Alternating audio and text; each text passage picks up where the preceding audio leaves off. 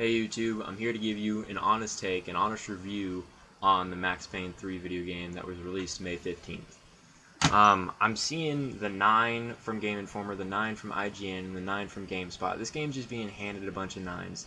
It doesn't mean it's that good. It has way too many hangups, way too many grievances, personally, that I noticed for it to be successful. It's not that polished. You want a polished slow-mo game? Here, go ahead and pick up Vanquish. A little bit more of a polished game, but that's besides the point. Yeah, it's decent. It doesn't have the narrative story that supposedly Max Payne 3 is being hailed as, or doesn't have the realistic slow-mo dodge mechanics.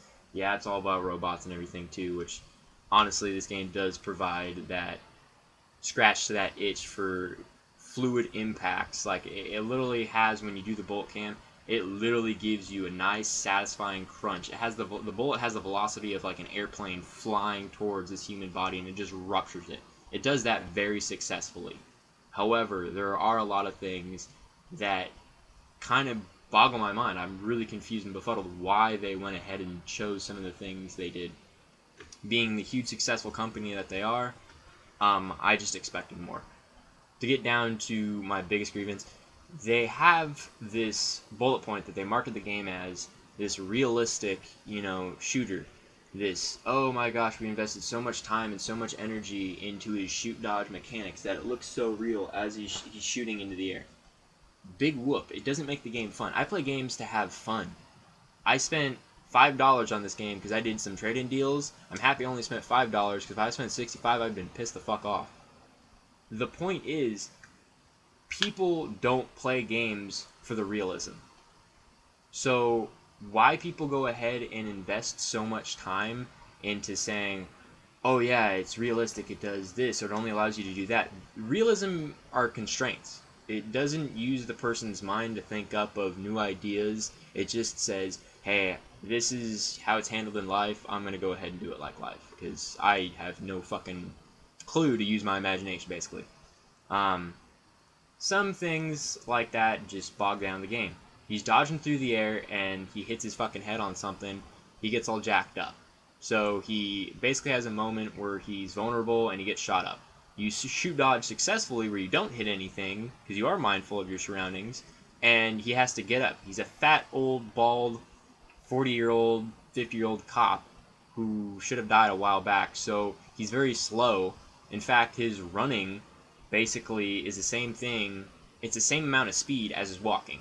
They just change the animation and you can't shoot. Cutscenes cover up load times, which this game was being hailed as, or kind of, this big, huge technical shout out, hey, it's going to have no loading once the game initially loads. It's never going to have to load again. That's bullshit, because it does it during the cutscenes, which really isn't aggravating the first time you go through. It's aggravating the second time you go through and you play the game. It's kind of like, alright, why the fuck do you guys go ahead and promise something that really isn't that true?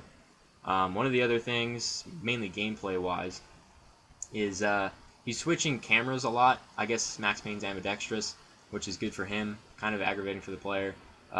It goes over the left shoulder, the right shoulder a lot, and so until you get on the reverse cover from what you were last time, the camera's not going to switch. You should be able to do that at free will, like how I was able to change the reticle at free will by just going into the settings. Another thing, he basically can't shoot behind his cover. His cover provides not only a safe haven, a minor safe haven from gunfire, but it also provides a blind spot for which he can't shoot certain enemies that are behind that cover. He just raises his gun up when you move the reticle to that area, and he fires it off in the air like it's a Hollywood flick. Just some other minor grievances, like every 15 seconds he's telling you where to go, or somebody else is telling you what to do when you're looking for ammo for guns. The hidden gun parts, the golden gun parts, which might fly in Saints Row, but this is Max Payne. I thought I was supposed to be taking him seriously. Just really quickly, let me look at the paper because I know I got some other things.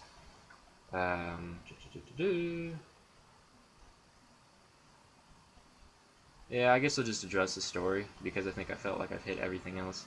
Oh wait, the guns. The biggest thing is when you go ahead and you do a cinematic, he launches himself into a shootout with usually 6+ dudes.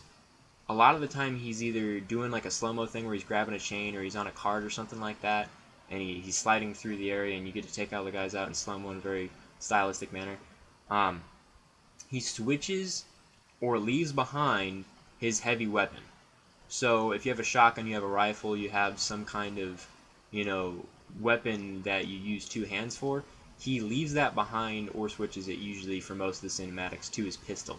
And when you're trying to take on a lot of dudes, it's kind of not advantageous when you have this. I mean, they didn't really think the game through, because there's even a moment with this ship in particular where there's basically two stairs leading up onto the upper deck, and the upper deck has a lot of space. It has a lot of cover for these guys to spread out.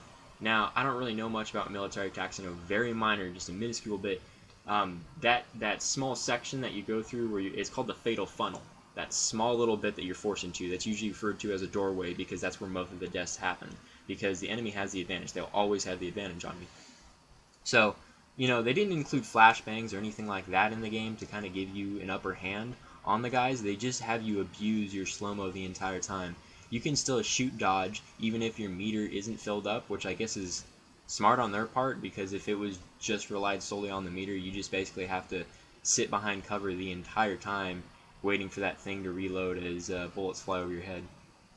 The biggest selling point behind this game is the story. Now, the problem with this is, when you juxtapose it to Max Payne 1 and 2, this game doesn't have shit. He's a security agent, security detail for a rich, wealthy family that I'm assuming is in Puerto Rico or some place like that. He doesn't really have the motivation that he did. He really doesn't. He goes ahead and he bitches half the time as he's slurping down, his Kong liquor and his painkillers left and right, which, again, if you think about the realism aspect, it's kind of like he would have croaked a long time ago. But I guess that only extends the animation for the shoot dodge. The story, it just doesn't have any real kind of weight to it. It's pathetic, really, because think about it. In the first one, his wife and his daughter died. He had them murdered. And it was how he coped with that. Is he going to blow his brains out? Is he going to go ahead and he's going to kill the people? Is he going to take the drug himself? What is he going to do? It's about the Valkyrie drug. Then the second one, he had Mona Sachs, which was his romantic relationship and kind of his little flirt, which he apologizes in the third one, kind of, to give you guys a little bit of a kind of backstory hint.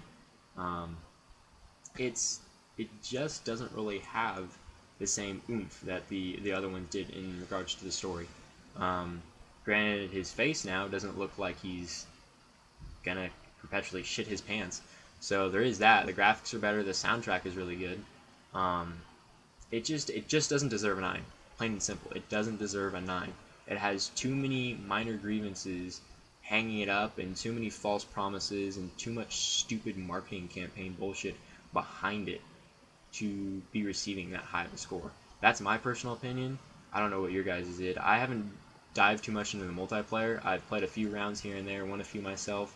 It is fun. The game is fun. I just don't think it deserves a 9. That's way too high compared to all these idiots out there who write into game magazines and websites saying, oh, hey, you didn't review my game high enough. I think the exact opposite. I think this game was just given a high score. I don't really think they took the time to actually seriously sit down and play the game and have an honest to goddamn opinion, because apparently that's too much to task these days. Rockstar's a pretty big company. They might have paid somebody off. They might have not. Honestly, I don't really know or care. I just want to have fun with my games.